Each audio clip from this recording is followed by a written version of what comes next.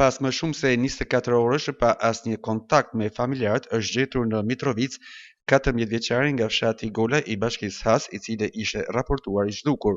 Sipas familjarëve, i mituri nuk është kthyer në shtëpi që prej datës 5 janar 2026 rreth orës 13. Dritan Dauti, familjari të miturit, ka deklaruar për Kukës Televizion se 14 vjeçari kishte marrë pa dijenin e prindërve automitin e babait të tij dhe ishte larguar nga banesa.